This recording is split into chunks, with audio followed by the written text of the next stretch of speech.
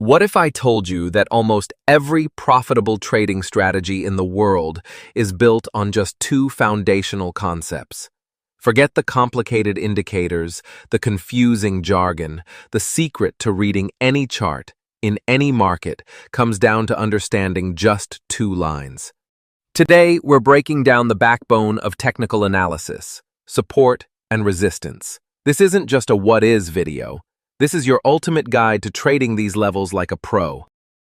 We'll cover what they are, how to draw them correctly, and most importantly, 3 powerful strategies you can start using right now. Stick around, because by the end of this, you'll see the charts in a whole new light. Support and resistance, the foundation. Let's start with the absolute basics. What is support? Think of support as a price floor. It's a level where buying pressure is strong enough to overcome selling pressure. Demand comes in, and the price tends to bounce upwards. It's like the market hits a trampoline. What is resistance? Resistance is the opposite, a price ceiling. It's a level where selling pressure overwhelms buying pressure. Supply floods the market, and the price tends to reverse downwards. Think of it as the market hitting its head on the roof. The core principle. These levels are not thin lines. Think of them as zones. Price will often test and interact with these areas before making its next move. How to draw them correctly. The biggest mistake beginners make is drawing lines on every little wiggle. Here's how the pros do it. 1. Focus on significant swing highs and lows. Don't just pick random points. A valid resistance level is formed by connecting 2 or more significant swing highs.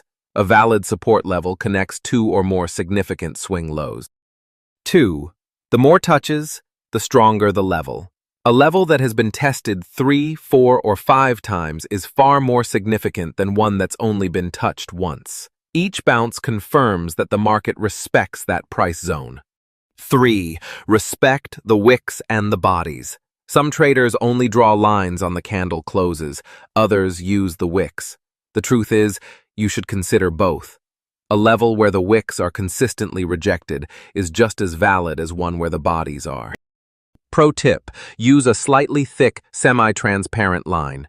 This helps you visualize it as a zone, not a razor-thin line. Powerful trading strategies. Okay, you can draw the lines. Now, how do you make money with them? Here are 3 classic strategies. Strategy 1. The bounce. The reversal trade. This is the most straightforward approach. You buy near support and sell near resistance in a ranging market. The setup.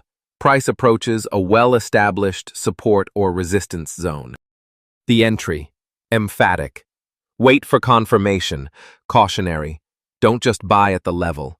Instructive. Wait for a bullish candlestick pattern, like a hammer or engulfing, at support. The stop loss. Instructive. Place it just below the support zone or above the resistance zone for a short. Explanatory. This invalidates the trade idea if it hits. Strategy 2. The breakout, the momentum trade. Markets don't range forever. Eventually, they break. This strategy aims to catch a strong, new trend. The setup. Price is coiling up against a key resistance or support level. The entry. Instructive. Enter on a strong, decisive candle break that closes above resistance or below support. Emphatic. Don't chase the wick. The stop loss. Instructive. Place it on the other side of the broken level. Clarifying. For a breakout above resistance, your stop goes below the resistance turn support zone. The take profit.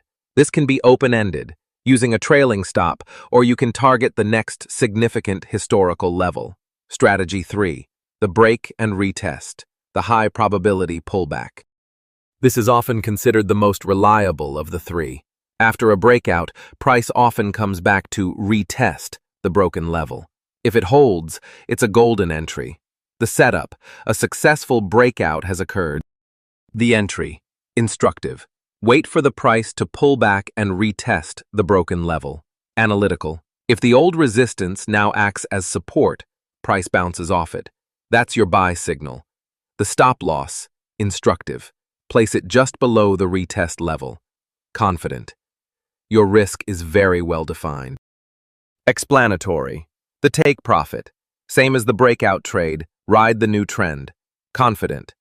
This strategy offers a much better risk-to-reward ratio because you're entering after the initial volatility of the breakout. Cautionary. Common mistakes to avoid. Cautionary. Before you go and draw lines on everything, let's cover the pitfalls. 1. Overcomplicating the chart. Firm. You don't need 20 lines. Instructive. Focus on the major, obvious levels. Emphatic. Less is more. 2. FOMO trading the breakout. Warning.